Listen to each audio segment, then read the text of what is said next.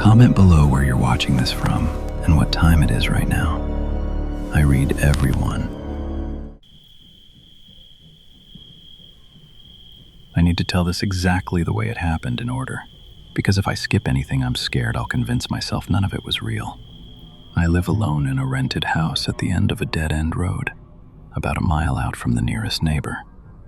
I've lived there 2 years and never had a single problem until about 6 weeks ago.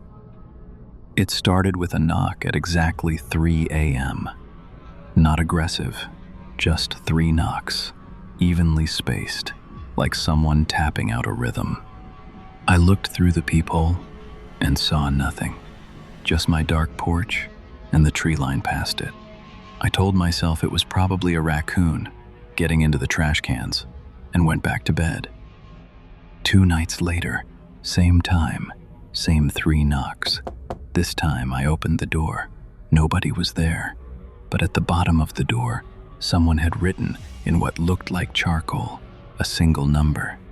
The number 4. I wiped it off, told myself kids were messing around, and locked the door. The next night, another knock, 3 a.m. again, and this time, when I opened the door, there was a number 3 written in the same spot. I stood there in the doorway for a long time just staring at it, feeling something cold settle into my chest that I couldn't name yet. I called the police after that one.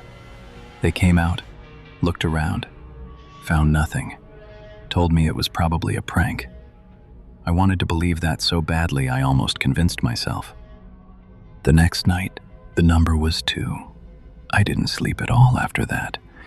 I sat up in my living room with every light on, and at exactly 3 a.m., I heard the knock again, 3 times, right on my front door.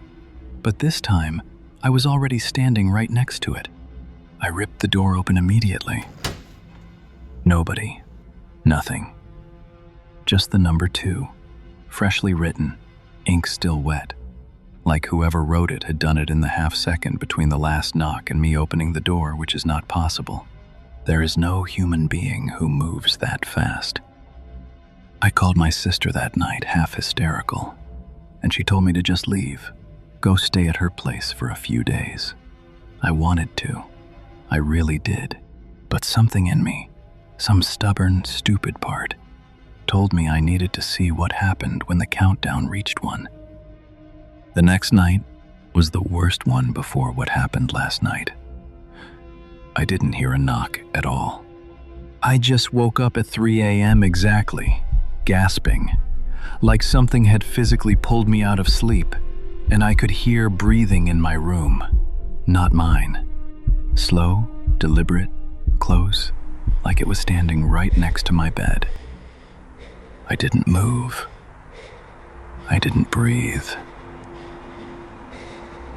I lay completely still, staring at the dark shape of my dresser, and the breathing got closer and closer, until I swear I felt something cold brush against my hair.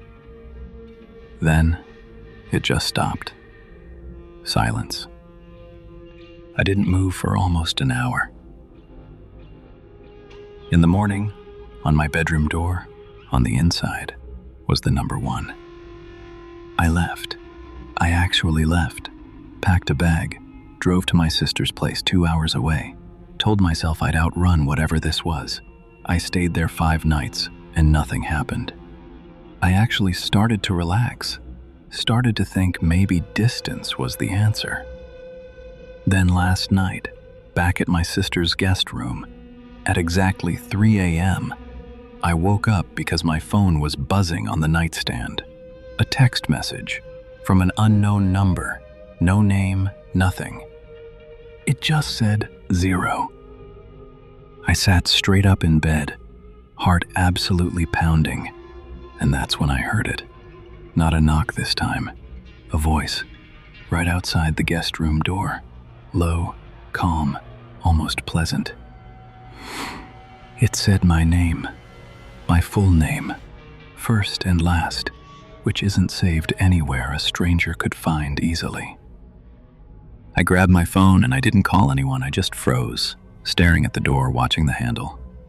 It didn't turn. Nothing tried to come in. The voice just spoke again, still calm, still almost gentle. And it said, "I'm not finished counting. I just switched to counting something else now." Then silence. Total silence for almost a minute, and I finally worked up the courage to fling the door open, ready to run, and the hallway was completely empty. I checked on my sister. She was fast asleep, hadn't heard anything, didn't wake up even when I shook her shoulder a little too hard. I sat in her hallway on the floor until the sun came up, because I could not make myself go back into that guest room alone. I'm writing this the next morning, sitting in a coffee shop, because I didn't want to be in a house at all today. Any house. I don't know if it's counting down to something happening to me specifically, or if it already finished counting me and moved to someone else entirely. My phone just buzzed again while I was typing this. Another text, same unknown number. It just says one word. It says, "Closer."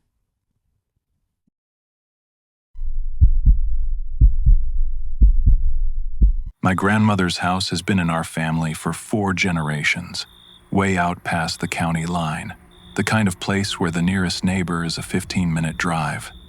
Every summer since I was a kid, my whole extended family gathers there for 1 week in July.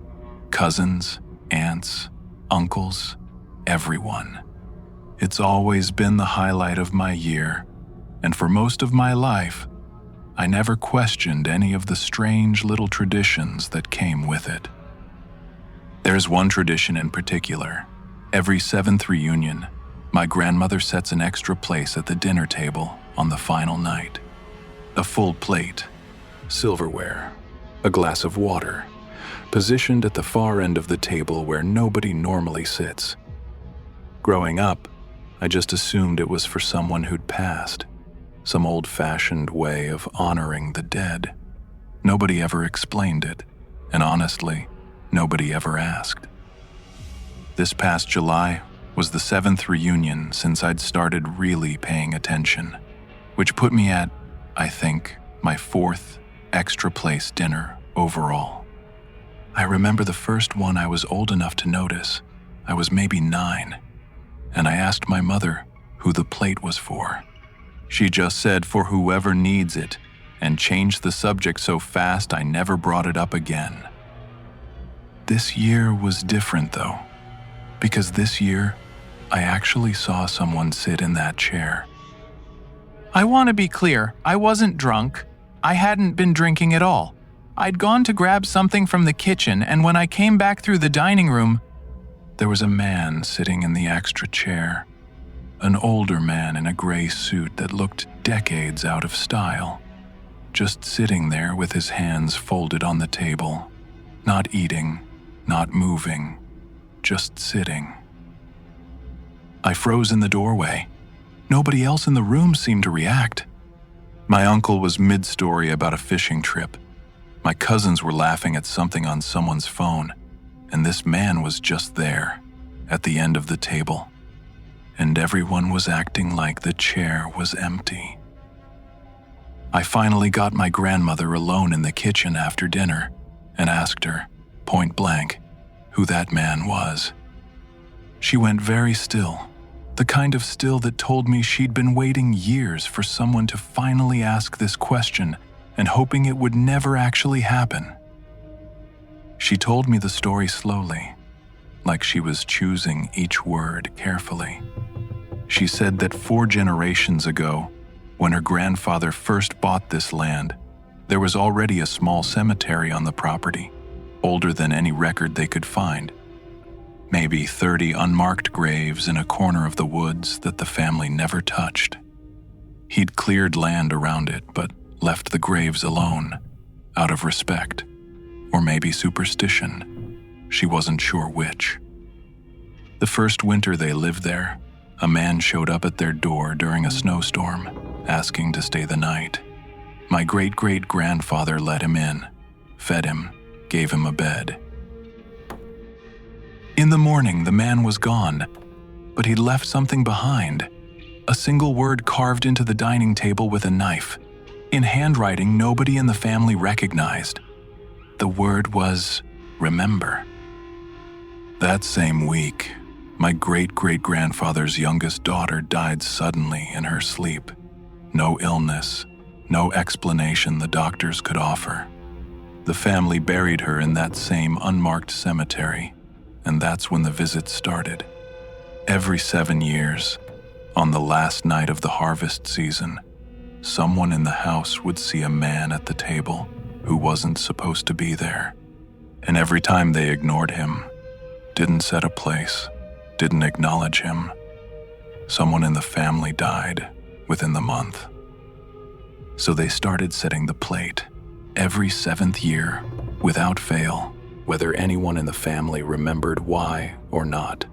My grandmother said her mother told her the rule when she was young, the same way it was told to her. And the rule was simple: set the place. Never speak to him directly. Never look him in the eyes for more than a few seconds. And whatever you do, never, ever eat from his plate, even if it looks untouched in the morning.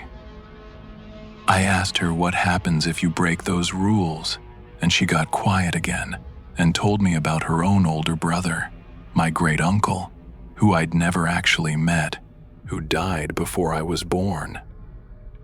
She said when she was a teenager, he'd gotten drunk during one of these dinners and decided the whole tradition was ridiculous.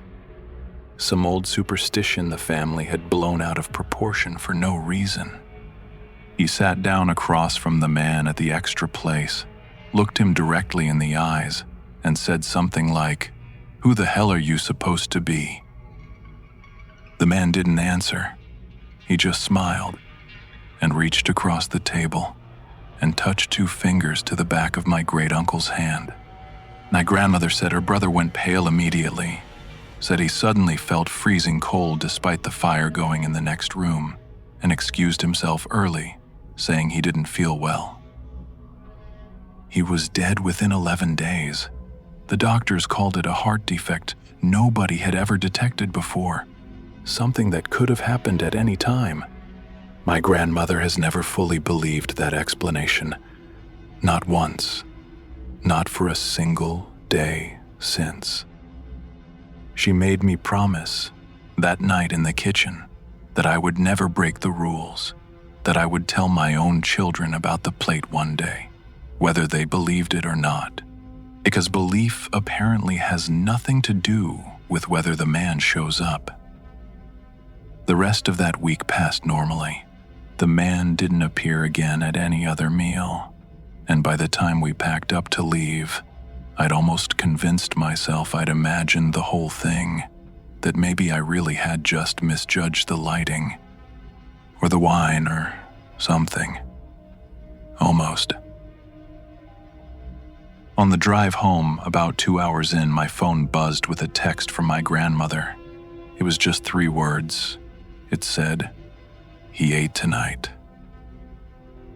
I called her immediately, and she picked up, sounding strange, almost calm, in a way that didn't match what she was telling me. She said after everyone left, she went back into the dining room to clear the extra plate, like she always does, and for the first time in her entire life, the food was actually gone. Not moved around to look eaten, not knocked onto the floor, gone completely, like someone had genuinely sat there and finished the entire meal. I asked her what that meant, and there was this long pause on the line before she answered. She said in 90 years of this tradition, going back through everything her mother and grandmother had told her, the plate had never once actually been eaten from. Setting it, she said, was supposed to be enough. It was supposed to just be a gesture of respect that kept him satisfied for another 7 years. I asked her, if he actually ate this time, what does that mean for next time? and she didn't answer right away. When she finally spoke, her voice had gone very quiet. She said she didn't know, because nothing like this had ever happened before. Not in 4 generations, not as far back as anyone in the family could remember. She said the only thing that had changed this year, the only thing different from every other 7th reunion, was that for the first time, somebody had actually seen him. It's been about 3 weeks since that phone call. My grandmother still lives alone in that house, and she still sets a place at every single dinner now, not just every 7 years, just in case. I've started doing the same thing whenever I have people over. 1 extra chair, 1 extra plate, even when it's just me eating alone in my apartment. I tell myself it's just a habit I picked up from her, nothing more than that. But some nights, when I'm the last one to leave the kitchen, I find myself checking the extra plate before I go to bed, just to make sure nothing on it has moved.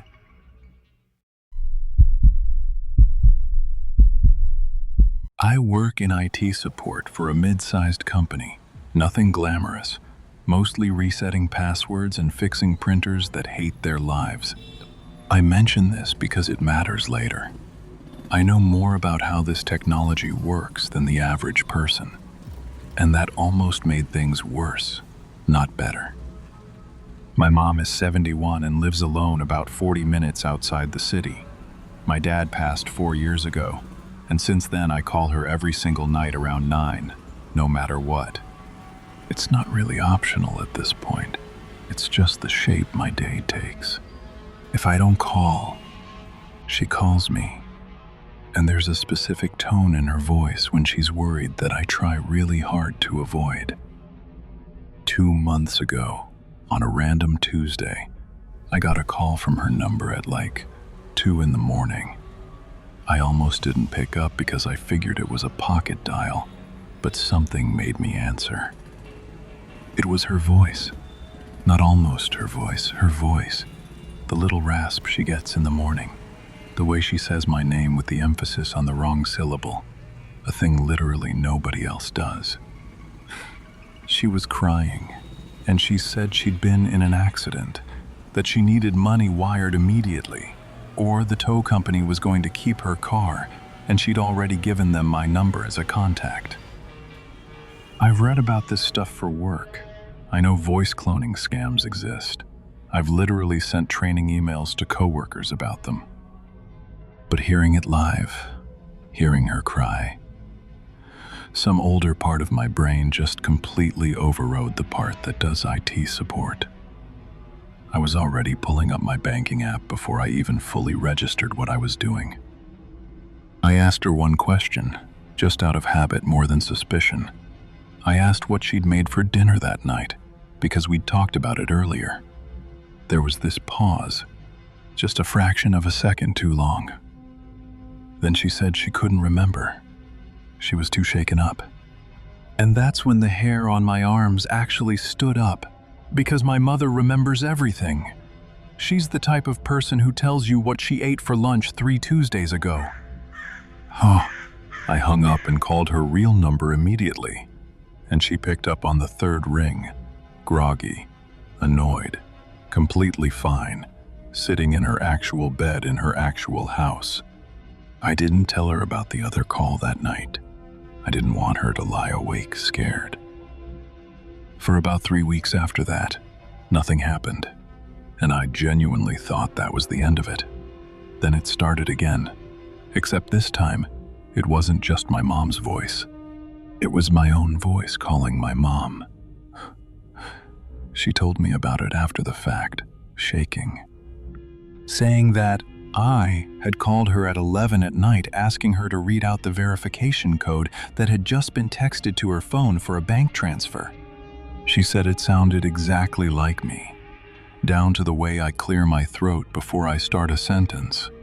This little habit I don't even notice I have. She almost gave the code. She told me the only reason she didn't was that the version of me on the phone called her mom 3 times in one sentence, and I basically never do that. I usually just say, "Hey," or nothing at all when I call. That tiny, stupid detail is the only reason she still has any money in her checking account. We went to the local police station together after that. The officer we talked to was polite, but tired. The kind of tired that comes from hearing the exact same story 5 times that week already. He told us this was happening constantly now, all over the county. People cloning voices off social media clips, off voicemail greetings, off literally anything with 30 seconds of clean audio. He said there wasn't much they could do beyond filing a report and told us to set up a family password, some phrase only we would know, to verify it's really us on future calls. We did that. We picked a phrase, something dumb and specific about a trip we took to a lake house when I was a kid, something that would never come up in normal conversation and definitely wouldn't exist anywhere online. For a while, that made me feel like we'd actually solved the problem, like we'd found the loophole and closed it. Then about a month ago, I got a call from an unknown number, and it was my dad's voice. My dad, who's been dead for 4 years. Whoever built this thing had gotten hold of old home videos or voicemails, something with his voice on it, and they'd built him. He said my name the way he used to, that specific warmth in it, and for about 2 full seconds, my whole body forgot he was gone. Then he asked me for the family password, said Mom was in trouble, and he needed to verify it was really him talking to me, which doesn't even make logical sense if you stop and think about it. But I wasn't thinking. I was just standing in my kitchen with the phone shaking against my ear. I didn't give it to him. I hung up, and I sat on my kitchen floor for probably 20 minutes, just breathing, because whoever's doing this didn't just clone a voice. They'd clearly scraped every video I have of my dad online, every old birthday clip, every voicemail my mom never deleted off her old phone, and built something that knew exactly which emotional button to press and exactly when to press it. I called my mom right after, and she picked up, and I made her say the lake house phrase before I said anything else. And she laughed at me a little, thought I was being paranoid, until I explained why. Then she went quiet in a way that scared me more than anything the fake voice had said. Sad, she told me something I didn't know. A few months before my dad died, when he was in the hospital, she'd recorded him on her phone, just talking. Nothing important, just so she'd have his voice saved somewhere. She never told me she did that. She said she'd shared little clips of it with a few of her friends from church, people who wanted to hear his voice one more time before the funeral, just to say goodbye. She has no idea where those clips ended up after that, whose phones they got forwarded to, what group chats, what cloud backups, what strangers on the internet might have eventually gotten their hands on 30 seconds of a dying man's voice. Fearful. We changed the password again after that, twice, actually. And we've started using video calls only now, insisting on seeing each other's actual face before we talk about anything involving money or emergencies. It helps, mostly. But about 2 weeks ago, I got one more call, blocked number, and I almost didn't answer. And when I finally did, there was nothing at first, just silence. And then very quietly, in my dad's voice, it just said, "You didn't used to be this scared of me." I hung up immediately, and I haven't picked up an unknown number since. My mom and I still do the video calls every night, and every night, right before we hang up, I ask her to say the phrase, even though I already saw her face the whole time. even though I already know it's her. Neutral. I don't really know how to end this one, because it doesn't feel over. There's a version of my dad's voice out there somewhere, on someone's server, saying things he never actually said, and I have absolutely no way of knowing where it goes next, or who else it's learning to sound like.